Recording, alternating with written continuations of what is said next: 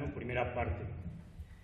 En el prólogo de su más reciente libro, La ilusión del cine mexicano, editado por Océano en este 2013, el crítico, ensayista, escritor y buen amigo Jorge Ayala Blanco apunta a una serie de breves frases como las siguientes. Ilusión del cine mexicano, ilusión de un cine hecho para que nadie lo vea. Ilusión del cine mexicano, exclusiva para orgullosos e impotentes cineastas, saliendo 2 años después con 50 o 200 copias, sabidas de dar el semanazo en la cartelera. Ilusión del cine mexicano, en donde toda obra valiosa pasa de inmediato a engrosar las filas de la resistencia cultural, allí donde la taquilla solo puede servir de termómetro para el mal gusto más o menos manipulado por la publicidad hoy ascendida a estrategia de marketing. Ilusión del cine mexicano, una incongruencia que permite revelar y hacer detonar todas las incongruencias de la realidad cultural del país. Se trata de pequeñas perlas, entre muchas otras, que dan fe de esa ilusoria realidad de nuestro cine, reunidas en un libro en el que se analizan obras atípicas como 1973, Tiempo Real, Historias del Desencanto, Espinas, Necio, Familia Tortuga o La Sangre Iluminada, entre otras, que pasaron totalmente inadvertidas, y es que en efecto el cine mexicano se ha trastocado en una ilusión. Premios en múltiples festivales internacionales, salas llenas en festivales nacionales que día a día siguen surgiendo, estrenos nacionales que se postergan al infinito o son lanzados al ruedo sin capote ni banderilla siquiera, en medio de idiotas comedietas estadounidenses multipublicitadas por los medios electrónicos en particular y por aparente.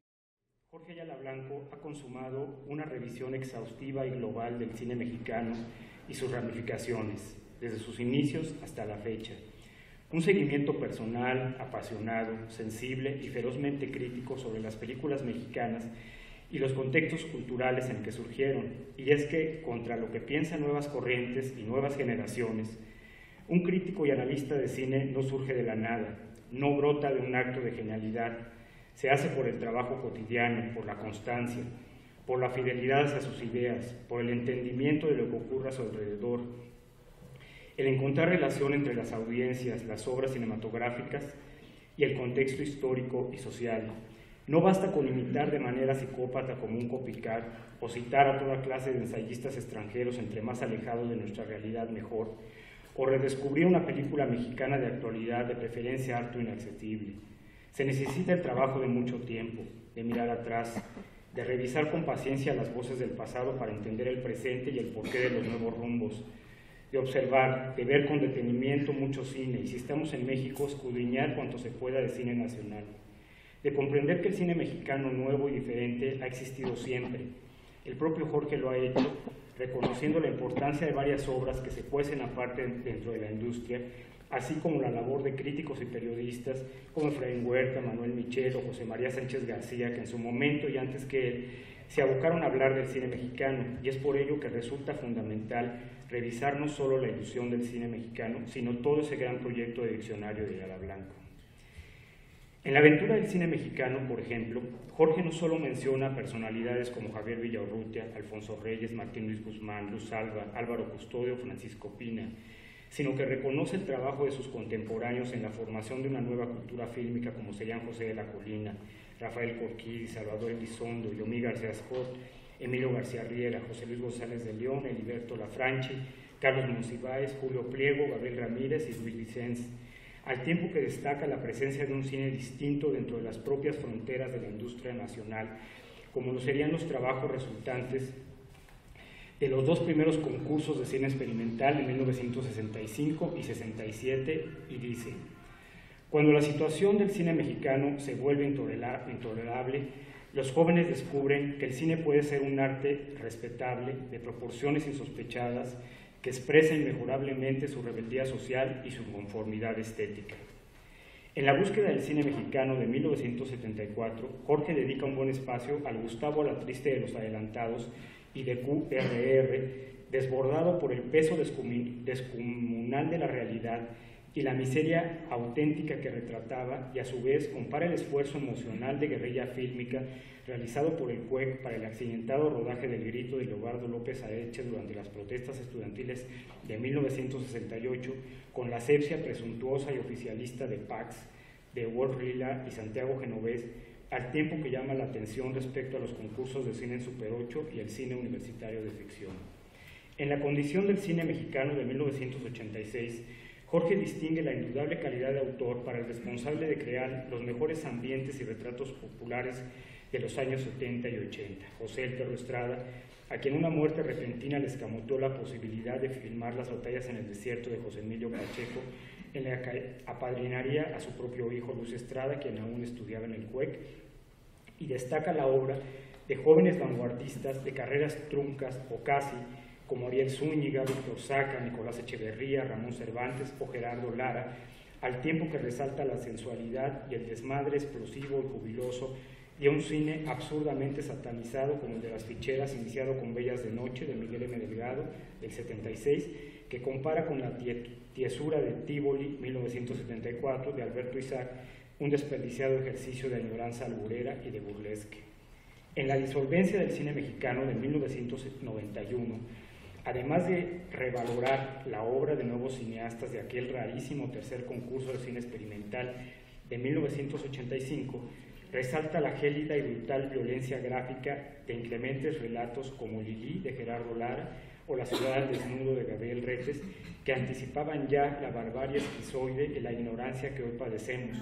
Películas, por cierto, que asqueaban a la crítica cinematográfica oficial de aquella época. A su vez, en ese libro, Jorge resaltaba otro género vilipendiado, el de los cómicos albureros, además de incluir el texto que suscitó aquella histérica demanda en su contra por la crítica de Mentiras piadosas, 1988, el 17º largometraje de Lo que queda de Arturo Ripstein, en palabras de Jorge de ese momento.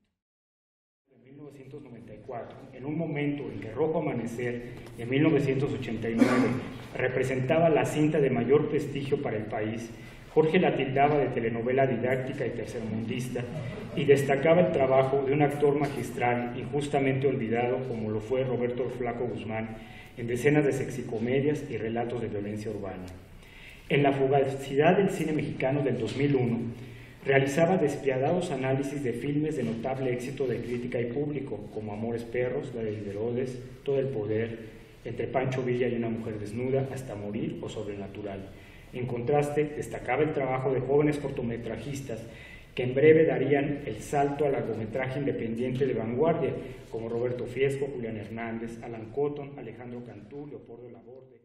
Blanco pormenoriza obras novedosas y frescas como La canción del pulque, Segundo siglo, Seres humanos, Los no invitados, Un mundo raro, El sueño del caimán, El gavilán de la sierra, Perfume de violetas, y en particular Mil nubes de paz, de Julián Hernández, y Japón, de Carlos Delgadas.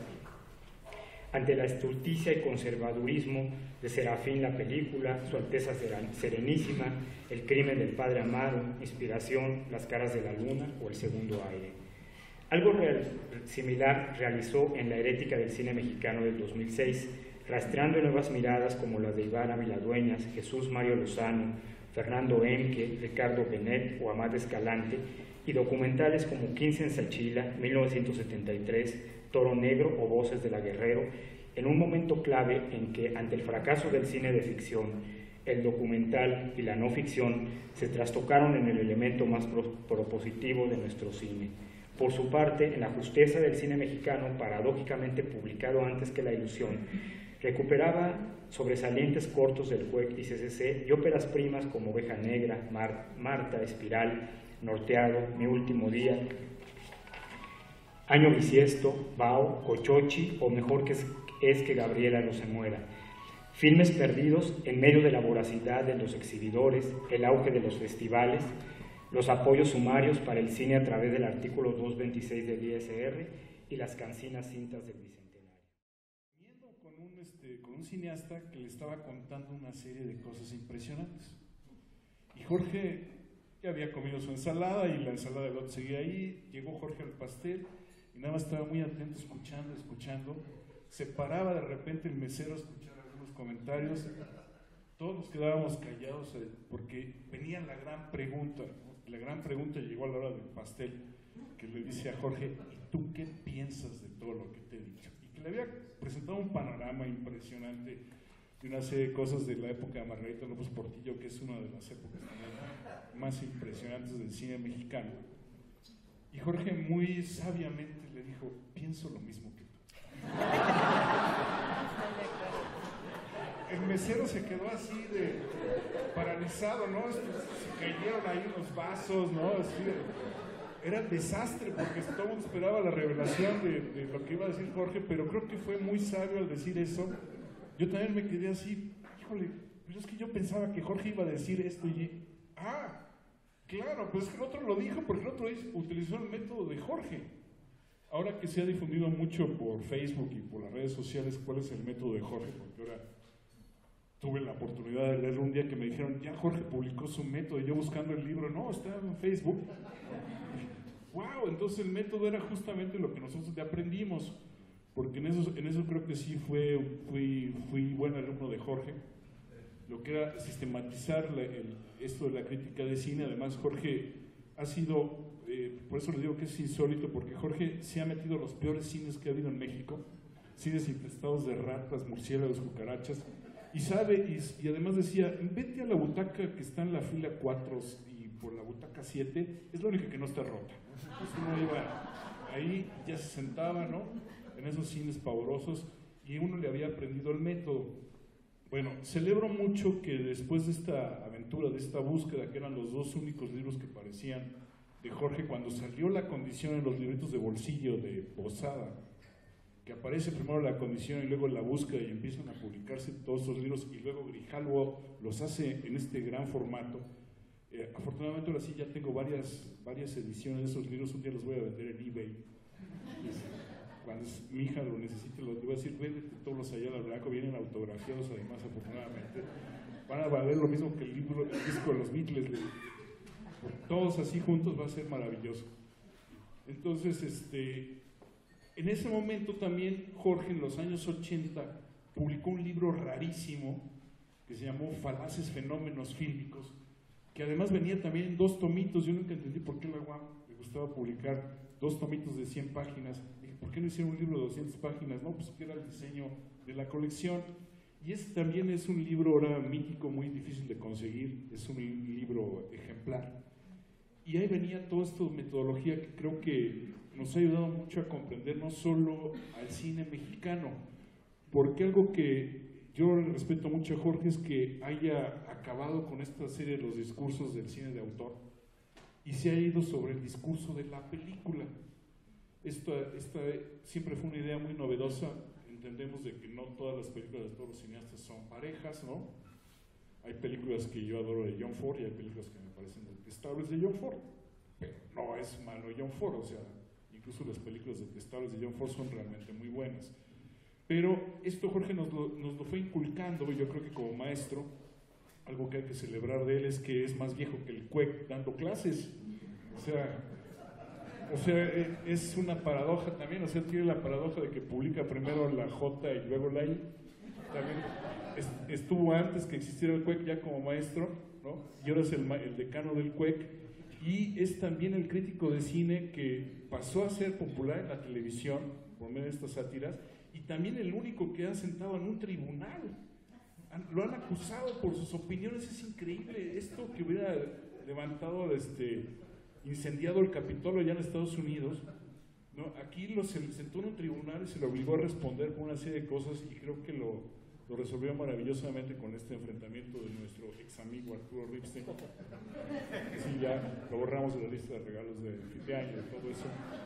No se vale tampoco que por decirle, pues tu película es un churro, ¿no? Pues él se moleste. Finalmente ahora sí que uno la ve y decía, pues Jorge tiene razón, no nos está mintiendo, ¿no? Pues, esa película es pavorosa. Y luego siguieron las demás. Oye Jorge, te pusiste muy fresa con esas, las que siguieron fueron peores.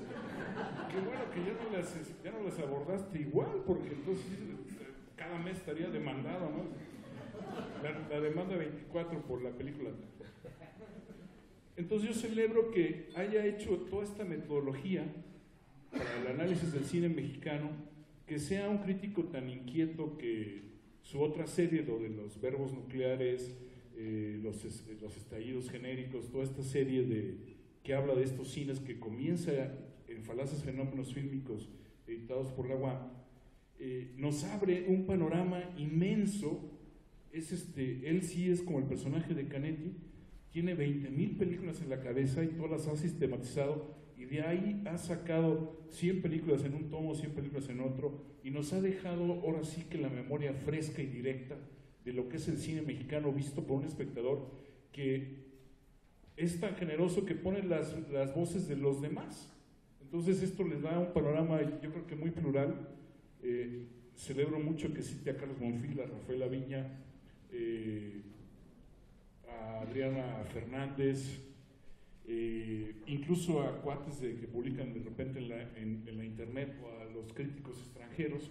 Esta inquietud que ha hecho Jorge por el cine mexicano, pues la otra vez que yo hice la cuenta, pues Jorge lleva 20,000, yo digo, pues yo llevo unas 8,000, no voy tan mal, no, pues sí voy muy mal, porque me faltan 12,000.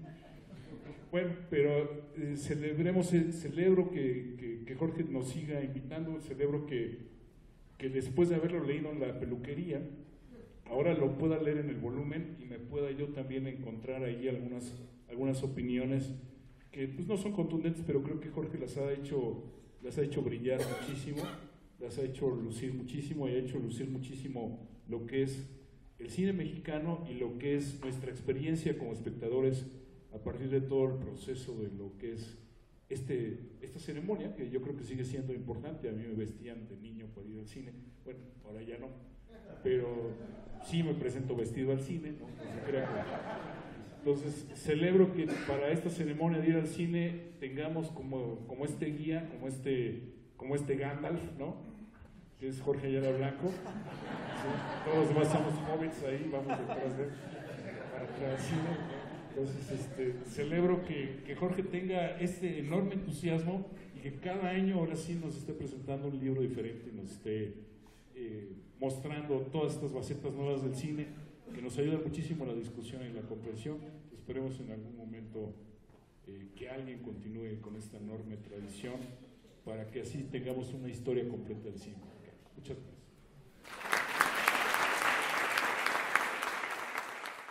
Las gracias, por supuesto, a los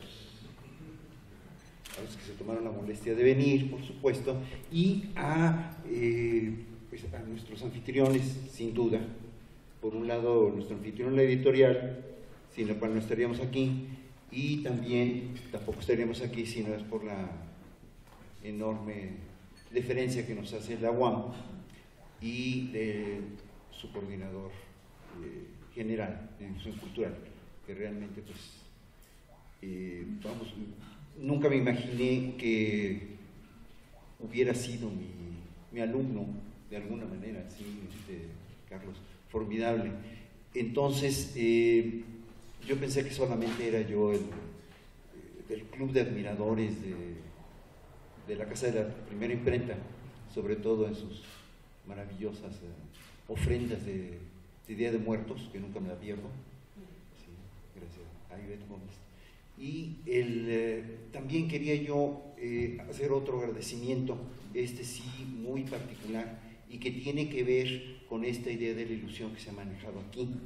Mi idea de la ilusión quisiera ser filosófica y no es más que paradójica, porque por un lado yo creo que existe la realidad y su doble. Su doble sería, por supuesto, la ilusión, pero a veces pienso que precisamente el doble de la ilusión sería la realidad. Entonces, entre esos dos, digamos,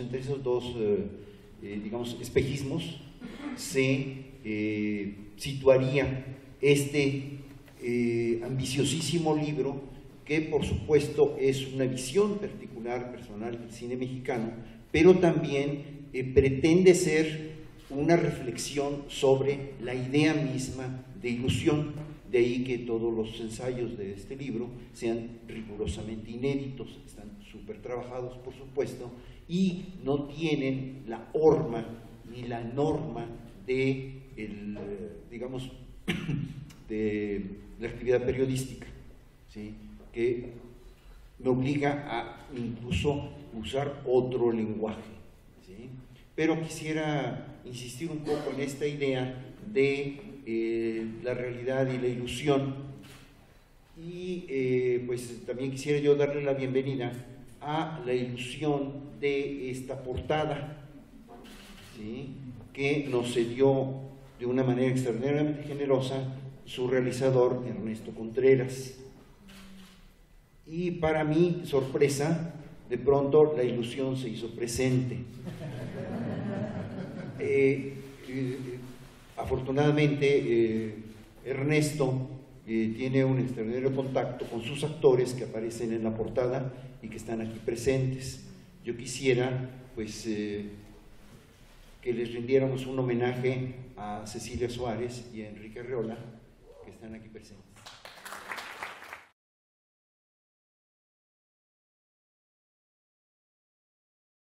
Películas que conviven en Párpados Azules, la más emblemática es la que responde al discurso de los pájaros como vehículos y promotores de la dicha. Al tiempo que la trama se ha encomendado a Santa Rita, abogada de imposibles, la suerte se deja al pajarito amaestrado que saca el papelito que le dará el gane del viaje a Marina. Son las mismas aves que en el despertar y en la visualizada mitología interior de la septuagenaria Lulita, se le ha aparecido para renovar sus promesas de felicidad con voz adulta y amable. Lulita, eres la criatura más hermosa que mis ojos hayan contemplado. Por eso he venido a darte una oportunidad para que seas feliz. Por mi voluntad y la gracia de todos los cielos, has sido iluminada con el don de la confección. Pero también son las mismas aves del mal agüero, presagiadoras del fin, el deterioro y el principio de la vejez desgraciada e inútil, sin siquiera control de esfínteres, que no tardará en asumir con admirable serenidad la diminuta y disminuida mujer, mandando abrir las jaulas de sus pájaros. Anda, chiquita, ve y abre las jaulitas. Que abras las jaulas con un carajo. En reclusión, para aceptar de una vez por todas la suya y la suspensión de sus medicamentos para acelerar su muerte, de pronto tan deseada, más allá de la vida fabulada, autofabulada. La historia me la inventé yo solita y por eso me tiene sin cuidado, muñequita. La vida falsa a la que debe renunciarse para que también allí florezca la verdadera vida hasta en la muerte. El mismo hálito de vida que pronto habrá de liberar incluso a los agarrotados pájaros inmóviles sin jaula, que son en simbólica sustancia Víctor y Marina.